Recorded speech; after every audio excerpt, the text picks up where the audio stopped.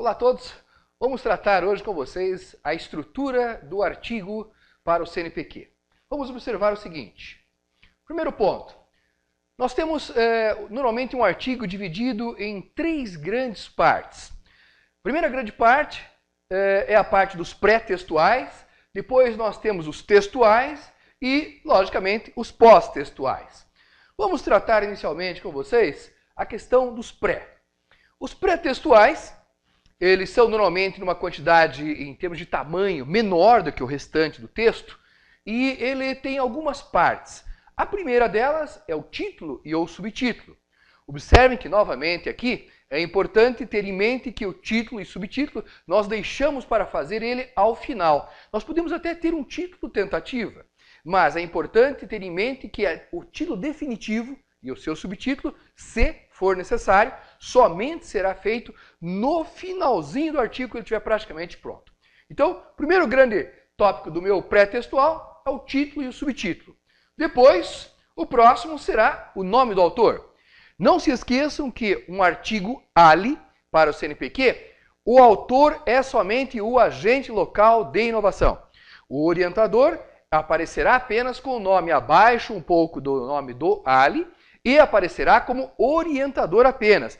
Observe, isso é extremamente importante, porque este artigo de vocês só tem apenas um autor, que são vocês. Tá? Os próximos artigos, se houver conveniência, entre uma discussão entre o orientador e o agente local de inovação, se quiserem publicar ele posteriormente em alguma outra revista, algum congresso, aí sim, caso o orientador tenha uma participação mais efetiva na construção do artigo, que não pode ser o mesmo que vocês colocaram no portal Saber, mas pode ser um artigo melhorado e aprofundado a partir do portal Saber, este sim, e somente neste caso, é que o orientador poderá aparecer como coautor junto com vocês.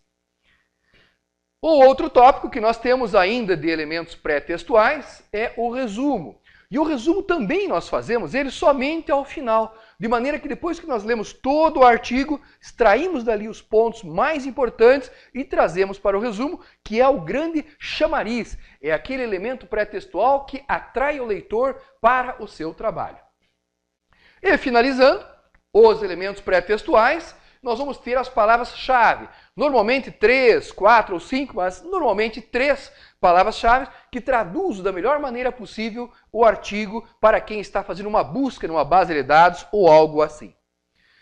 Tendo em vista os elementos pré-textuais, observem que os pré-textuais, embora sejam pré-textuais, eles são elaborados posteriormente ao artigo. O primeiro ponto que você se debruça realmente é a parte dos textuais, que é a parte minha intermediária, onde eu vou fazer os seguintes grandes tópicos. E vai depender muitas vezes do tamanho do artigo, ele pode ser um capítulo ou uma seção. No nosso caso, vamos tratar ele como seções. Então nós vamos ter uma grande seção de introdução, depois uma de desenvolvimento e uma outra de conclusão ou considerações finais. Observem aqui o seguinte. A introdução, da mesma maneira que o resumo e os elementos pré-textuais, eles somente serão feitos depois que esta parte aqui do desenvolvimento estiver toda pronta. Somente a partir disto. Ou seja, eu não começo fazendo de imediato já toda a introdução, eu faço uma parte dela. Nessa introdução eu vou trazer alguns elementos como os objetivos, a justificativa, os principais pontos. Agora, a introdução refinada, somente depois de eu fazer todo o meu desenvolvimento, principalmente. Tá? Observem que muitos dos elementos que nós trouxemos, que nós temos lá no plano do artigo, eles poderão vir direto para cá, para a introdução. Iremos tratar disto mais especificamente no nosso próximo vídeo. A terceira parte, então, primeiro introdução, depois desenvolvimento, que é a parte, essa daqui sim é a parte mais trabalhosa, né? Que é onde você vai fazer todo o teu referencial teórico a respeito dos temas com os quais você trabalhou. Você vai apresentar a metodologia, os procedimentos metodológicos, os instrumentos que você utilizou para coletar e vai apresentar também resultados. E na terceira parte, observe, nós temos as conclusões ou considerações finais. Alguns autores tem preferido utilizar a expressão considerações finais ao invés de conclusão ou conclusões. Porque quando é conclusão, é sinal que você tem algo muito conclusivo, algo muito definitivo. Então, para deixar isso um pouco mais leve, tem-se optado por trabalhar com a expressão considerações finais. Observe, então, que a introdução normalmente é uma parte pequena. A etapa, o tópico de desenvolvimento, a seção de desenvolvimento, já ela é bem maior. E a etapa de considerações finais, novamente, é uma parte um pouco menor. O nosso foco principal é, a partir do plano do artigo, nós trazemos já diversos elementos para compor pelo menos um rascunho da introdução e começar a trabalhar fortemente na minha seção de desenvolvimento. Observem que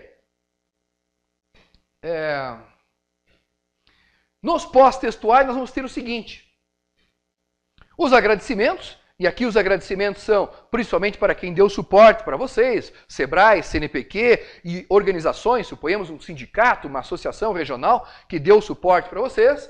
Vamos ter também as referências, então todos os textos que vocês citaram, os artigos, os livros, as extrações que vocês citaram, diretas ou indiretas, citaram no texto, tanto que pode aparecer na introdução, como aparecem principalmente na minha seção de desenvolvimento, na revisão de literatura, todos estes autores terão que estar devidamente relacionados nesta minha parte de referências.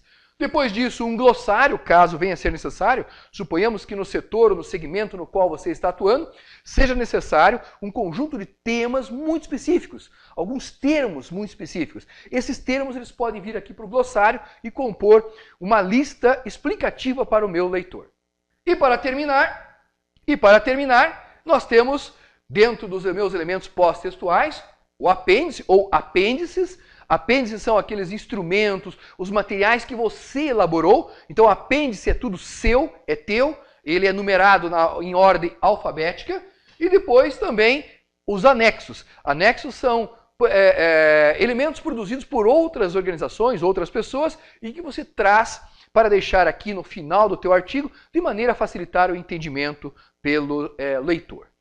Seria isso por enquanto, então ter em mente que nós vamos ter elementos pré-textuais, textuais e pós-textuais. Mas, para dar início a isto, é extremamente importante que o plano do artigo esteja já totalmente pronto e aprovado pelo orientador, e o teu plano de leitura também já esteja no estágio avançado, ou de preferência ele já tenha terminado, tenha sido todo executado, para que você possa aí sim partir para fazer um desenvolvimento e aprimorar uma introdução de forma adequada.